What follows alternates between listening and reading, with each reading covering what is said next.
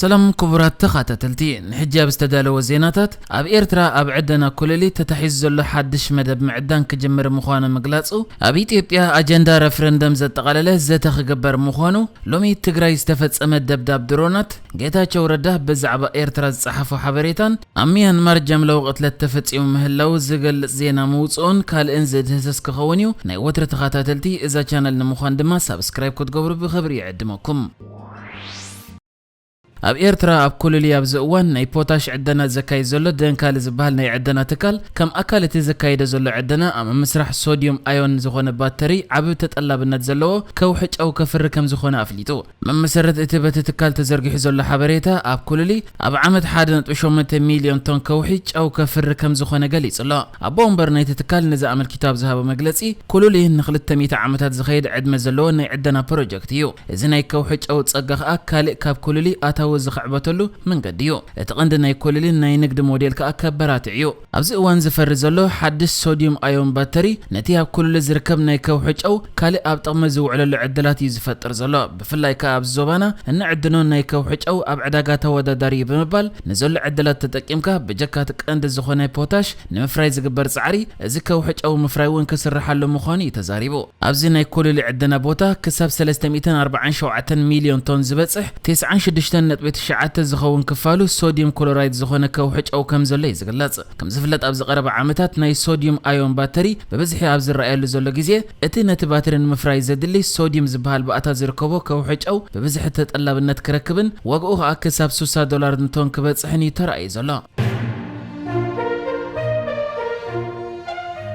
ابي تيبيا زلو كونتات دحر موصا حيلتا تግራይ ካብ ዓፋርና ምሓራን ናብ ሓድሽ መድረኽ ተሰጋገይሩላ ብዘሎ ግዜ ወሃብ ቃል መንግስቲ ኢትዮጵያ ዝኾነ አምባሳደር ሬድዋን ሁሴን ኣብ ኢትዮጵያ ንዘሎ ውሽጣዊ ግጭት ዘላቀ ፍታሕ ንምርካብ ንኹሉ ዘካተተ ሃገራዊ ዘታብ ዝግበረሉ እዋን ከሳብ ረፈረንደም ውን ዛዕባ ክኸውን ከም ዝኽእል ተዛሪቡ እዚ አምባሳደር ምስ ቀዳማይ ሚኒስተር አብይ አሕመድ ናብ ቱርኪያ ብዝተጓዓዘሉ ግዜ ምስ ቱርካዊት ማዕከን ዜና አናዶሎ ኤጀንሲ ኣብ ዝገበረ ርክብ ነዚ ቃል ዝሃበ ኮይኑ ኣብቲ ዘረብኡ እቲ ዘሎ ፖለቲካዊ መድረኽ ምስፍሑ كلهم ناي قوامه هاجر باعتات كزربلهم كم زخونه برت نملعل كاز زخونه مورالو مخنيات كم زيل بمزرب اتزتن كلهم باعتات كفوت بمخانو ريفرندمون كم اجندا خلعل كم زخونه يتزاريبو اذا امباسادر بزعبه مستاف حوحات ابز حساب زله حبراو زته املكيتو ابز قربو لحتو انا اذا كبل ايكلن يدحر مبال حوحات برت ندحراو ريدومن قبلنياتات زبلهم وغنات ندحرا ركيبهم بزح تخولتات يزله كبل تزاريبو رضوان حسين بجكاتي اوشت تهاجر زله كونتات بزعبه السودان زتفطره دوباو ግጭት አመልኪቱ ወንዝ ተዛረበ ኮይኑ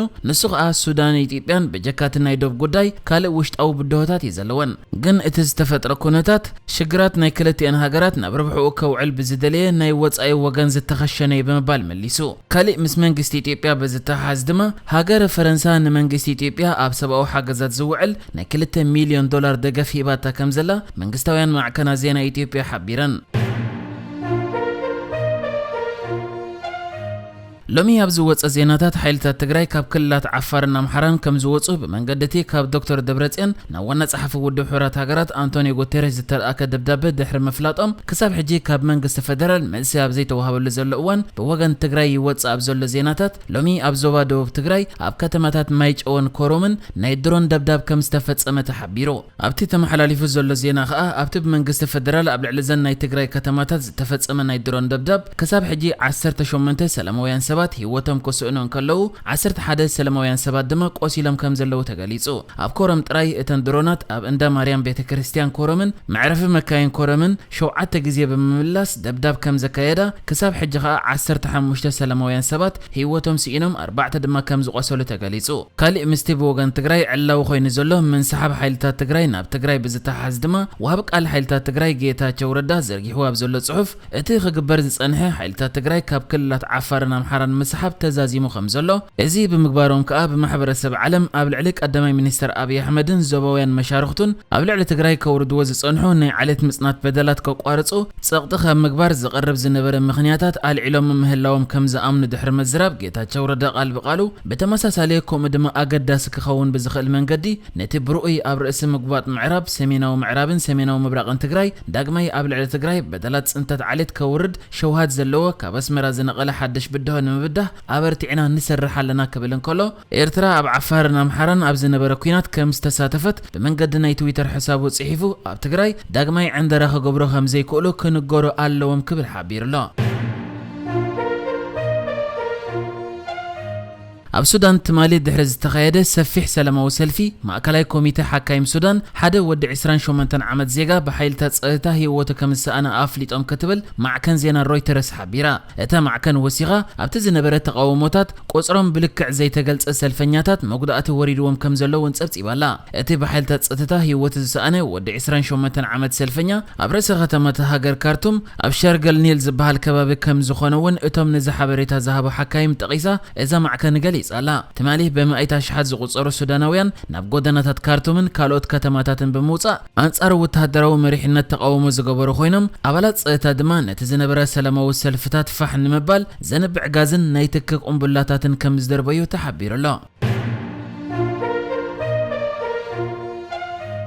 ሰራዊት ሚያንማር ኣወርሕ ሐምለ ተኸታታሊ ጃምላው ቆትለ ሰላማውያን ሰባት ከም ዝፈጸመን ብውሕዱ 4 ደቂ ተባዕትዮ ከም ዝሞቱን ቢቢሲ ዘካየደ መርመራ ኣቃሊዑ ናይ ዓይኒ መሰኻኽርን ብህይወት ዝተረፉን ግዳያት ደቂ 17 ዓመት ዝርከብዎም ወተሃደራት ንነበርቲ ቆሸታት ብምእካብ ነቶም ደቂ ተባዕትዮ ፈልዮም ከም ዝቀተልዎም ይዛረቡ ነቲ ተግባር ዘርእዩ ናይ ቪድዮን ስእልን መረዳእታታት እቶም ዝተቆትለ ሰባት ኣቐዲሙ ስቅያት ከም ዝበጽሖምን ዕምቆት ኣብ ዘይብሉ ጎድጓት ከም ዝተቐብሩን የረጋግጹ እቶም ናይ ወርሕ ሐምለ ቀትለታት ካኒ ኣብ ዝተባሃለት ተቃወምቲ ብስፍሓት ኣብ ዝንቀሳቐሱላ ወረዳ ኣብ 4 ኣጋጣሚታት ከም ዝተፈጸመ እውን ተፈሊጥሎ ሰራዊት እቲ ሃገር ኣብ ለካቲት ብዝተኻየደ ዕልዋ መንግስቲ ስልጣን ካብ ዝሕዝ ንድሓር ካብ ዜጋታት ሰፊሕ ተቃውሞ ክገጥሞ ምጽንሑ እዩ ዝፍለጥ እቲ ሰራዊት ነታ ብዲሞክራሲያዊ ምርጫ መንግስቲ ዝቆመት ኣንግ ሳን ሱቺ ዓልዩ ስልጣን ከም ዝተቆጻጸረ ይዝከር ቢቢሲ ኣብ ካነ ዝነብሩ 11 መሰኻኽር ብምዝራብ ነቲ ዝሃቡ ሓበሬታ ምስቲ ሚያንማር ዊትነስ ዝተባሃለ ኣብ ብሪጣንያ ዝርከብ ነገሰታት ሰብኣዊ መሰላት ዝምርምር ዘይመንግስታዊ ትካል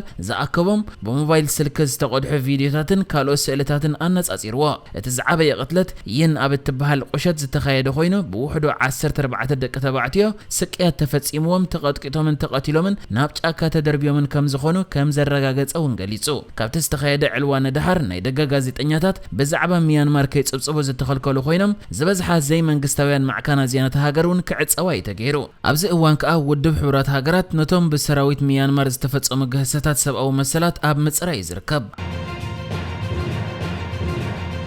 ንሕጂ ዝተዳለወ ዜናታት እዚ ነይሩ በካለ ክሳብ ንራኸብ ሰላም ንዓኹም